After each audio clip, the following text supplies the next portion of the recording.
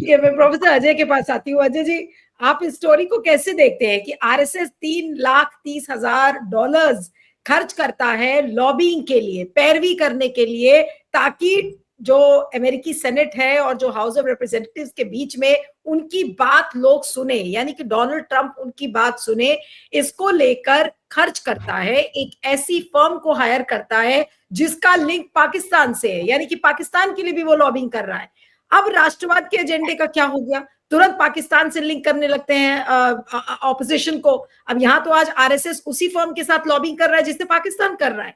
अब क्या इस नैरेटिव को पंक्चर नहीं किया जाएगा? जी बोलिए, अनम्यूट कर लीजिए, अनम्यूट कर लीजिए Ajay, you have to unmute yourself. तो पहला चीज तो हमें ये पूछना है कि when RSS claims it's a cultural organisation, वो सेमी सीक्रेटिव क्यों है? जब कल्चर का आप बात कर रहे हो तो सीक्रेट रहने का क्या जरूरत है? Everything should be in public domain. यहां तक सीक्रेट है कि इनके प्रचारक जब न्यूज़पेपर्स में कमेंट देते वो अनोनिमस देते। इनका इंटरनल पूरा structure is anonymous, they are not a registered body. खैर, ये क्वेश्चन भी हमें इस कॉन्टेक्स्ट में पूछना चाहिए, ऑपोजिशन पार्टी कांग्रेस वाले 50 साल सत्ता में रह के क्यों ने इसका सुधार किए? Why did they not ask them to be registered organisation? Why were their cadre not registered? Why no party took any interest? That's one question we'll have to also ask the other side. So first basic question is that the very fact that they're semi-secretive, इसका मतलब है they have something to hide. What is it they are hiding? ये क्या छुपा रहे हैं जो दुनिया के सामने जो नहीं ऑनलाइन को मैं पब्लिक किया। तो यहाँ पे ये चाहते हैं कि ऐसे आप जो कह रहे सही में lobbying is the legitimate thing. What are they lobbying for? They lobbying for their betterment of their image.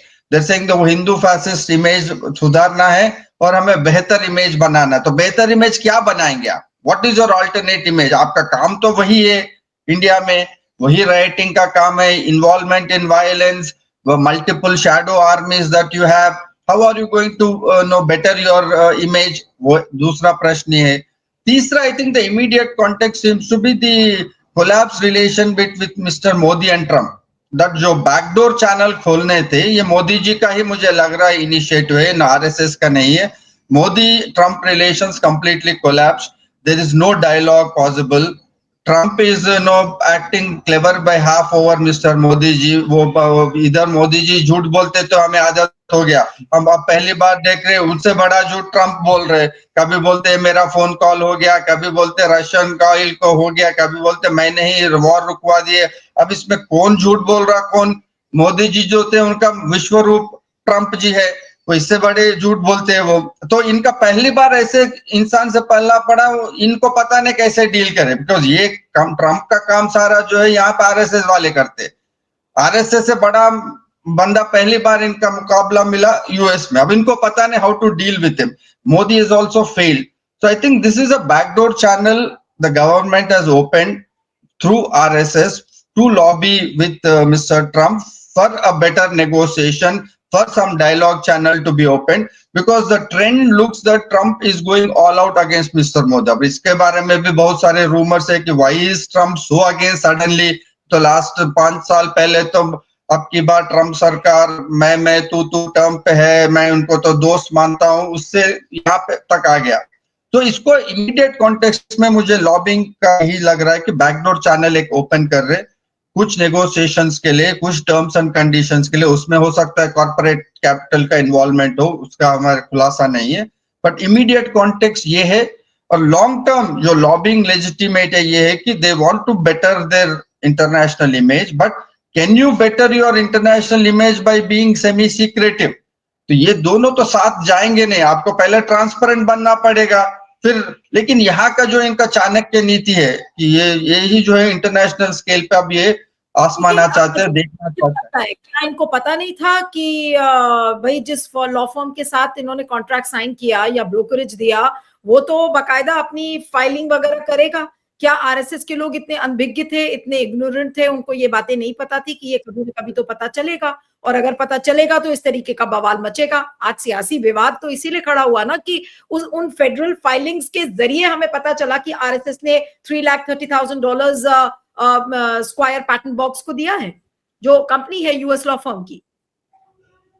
तो इसमें कौन सी बड़ी बात है नीलू जी? आपके लिए बहुत बड़ी बात लग रहा है तो आरएसएस डिनाई कर देगा, हमसे हमारे से कोई लेना देना, जैसे सुनील अम्बेडकर जी कर चुके मेरा हैं। जो सवाल है, अजय, मेरा जो सवाल है कि क्या वो इतने इग्नोरेंट थे कि उनको इस बात का पता नहीं था कि जब वो कॉन्ट्रैक्ट साइन करेंगे तो वो कभी ना कभी ये चीज सामने आएगी, और अमेरिकी न्यूज आउटलेट ने दिखा भी दिया उसको. My point is that were they so ignorant? They didn't know about that it will get exposed someday. No, they are not ignorant. They even know that it will get exposed. The point is they have a method of denying. What will you do after that?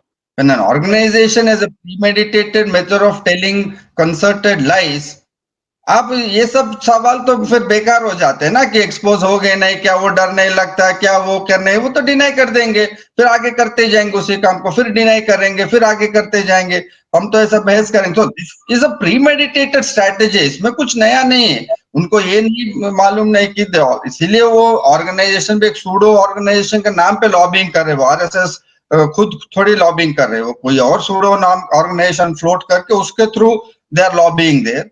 So they also know this will get exposed, and they also know most Indian people, common people, may not understand these nuances and technicalities. So यहाँ पे कुछ ज्यादा domestic फर्क पड़ने वाला नहीं है, और जितना है वो ग्लोबल लेवल पे पड़ेगा, उसमें भी कितना डिबेट होगा क्या है, that they take their chances, but they have a premeditated strategy कि डिनाई कर देंगे. तो सुनील अम्बेडकर जी ऑलरेडी हमारा कुछ लेना देना नहीं है कहेंगे. अगर कोई पकड़ा भी जाते हैं इनका, सुनील अम्बेडकर भी कल पकड़ा जाए, वो बोलेगा हमारा आदमी नहीं है ये.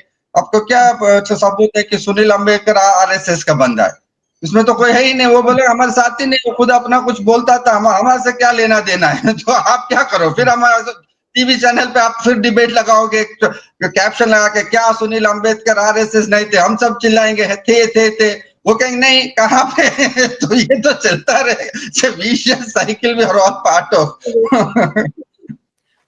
मैं अंतिम कमेंट के लिए प्रोफेसर अजय और मीनू जी के पास आऊंगी. प्रोफेसर अजय, आपके पास आऊंगी कि अंत में क्या कहेंगे इस स्टोरी पर, और बड़े टेकअवेज क्या हैं, और किस तरीके का, अब तो पार्लियामेंट सेशन भी शुरू हो रहा है, आपको लगता है कि विपक्ष इसको लेकर कोई एक पॉलिटिकल नैरेटिव बना पाएगा? नहीं, इसलिए पॉलिटिकल नैरेटिव बनाना बहुत मुश्किल है नीलू जी, बिकॉज इसमें सारा टेक्निकलिटीज है, और ये डिफरेंट नेम्स के अंदर ये काम कर रहे हैं, तो इसमें मुश्किल है.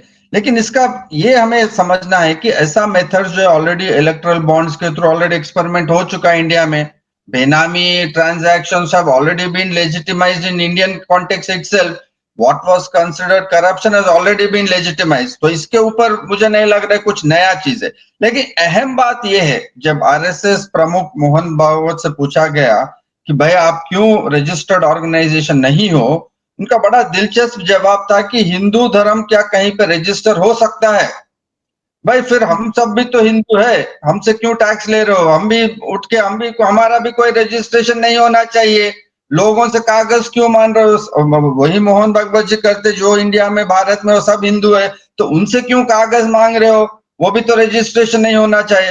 लेकिन तो अंततः इसका कहना है, this majoritarian thinking where RSS thinks we are above law, everybody has to submit before us, and we have no accountability to anyone, because उनका accountability connection सीधा भगवान से है.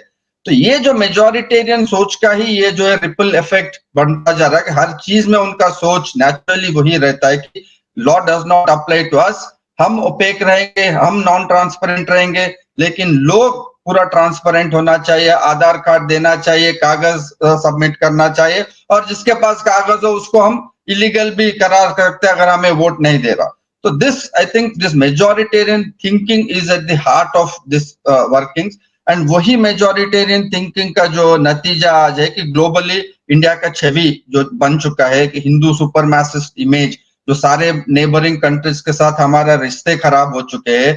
जब पाकिस्तान का हमला हुआ, not a single country stood with us. RSS, I think, now realizes somewhere that they have to mend their ways. But the point is, without correcting this majoritarian thinking, can they mend their international? Because international relations are based on co-responsibility and recognition of mutual dependence. और mutual dependence का जो है majoritarian thinking में कोई जगह नहीं है उसके.